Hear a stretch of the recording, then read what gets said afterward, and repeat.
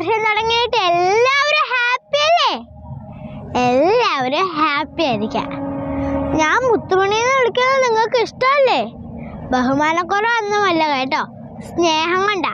സ്നേഹത്തിൻ്റെ റൂൾസില്ല ഞാൻ ആശാൻ പഠിപ്പിച്ചത്. നിങ്ങൾ എന്നെ മുത്തുമണിന്ന് വിളിക്കുന്നു, ഞാൻ തിരിച്ചും വിളിക്കുന്നു. ശീലിച്ചു പോയി. ഇനി ആറ്റാനൊന്നും എനിക്ക് വയ്യ. അങ്ങനെ അങ്ങോട്ട് പോട്ടെ. അങ്ങനെ ഒരു വർഷം കൂടി പോയി.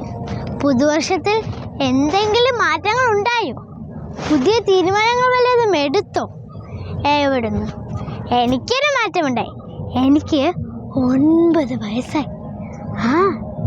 കണ്ടാ തോന്നൂല, ഒരു ലുക്കില്ലെന്നേ ഉള്ളൂ. സത്യമായിട്ടും 9 വയസ്സായി. ഈ ജനുവരി 17 ആയപ്പോൾ 9 വയസ്സ് തുടങ്ങി.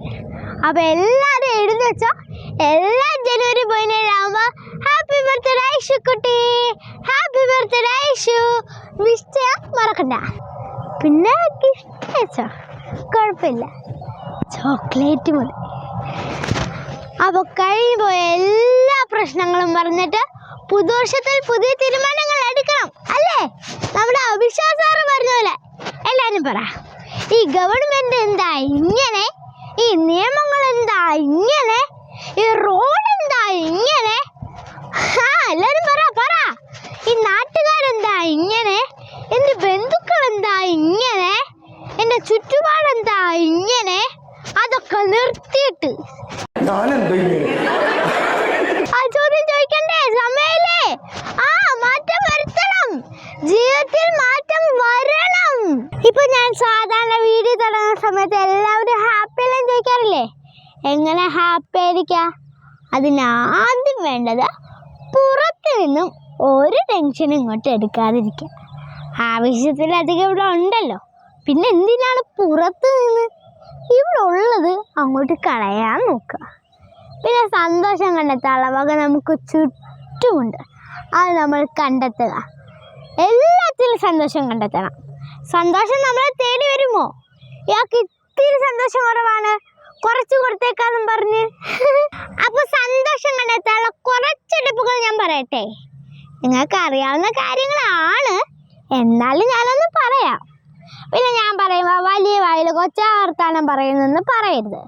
നിങ്ങളുടെ പേരക്കുട്ടിയോ അനിയത്തിയോ മകളോ പറയുന്ന പോലെ കേട്ടാൽ മതി.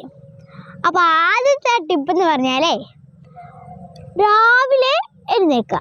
രാവിലെ എന്ന് പറഞ്ഞാൽ ഒരു 4:30-5 മണിയാകുമ്പോൾ ഒരു ഗ്ലാസ് വെള്ളം കുടിക്കുക. രാത്രി ബ്രഷ് ചെയ്തിട്ട് കിടക്കുന്നവരാണെങ്കിൽ വാ കഴുകാതെ വെള്ളം കുടിക്കുന്നതാണ് നല്ലത്. അസിഡിറ്റി ആസിഡൊക്കെ നല്ലതാണെന്ന് നമ്മുടെ കൊക്കോ ശിവാമ്മ പറഞ്ഞത്. എന്നിട്ട് നല്ല ഫ്രഷ് മനസ്സോടെ പുറത്തേക്ക് ഇറങ്ങുക. എന്താ രസം ആ കിളികളുടെ കലപിലാ ശബ്ദങ്ങൾ കേൾക്കാൻ. അപ്പോൾ കേൾക്കാം, കൗസല്യ സുപ്രജാ രാമപൂർവ സന്ധ്യാ പ്രവർത്തതേ ഉത്തിഷ്ഠ നരശാർദൂല കർത്തവ്യം ദൈവമാന്യകം ഉത്തിഷ്ഠോത്തിഷ്ഠ ഗോവിന്ദ ഉത്തിഷ്ഠ ഗരുഡധ്വജ ഉത്തിഷ്ഠ കമലാകാന്ത ത്രൈലോക്യം മംഗളം ഗുരു. അപ്പൊ പള്ളിയിൽ നിൽക്കാം.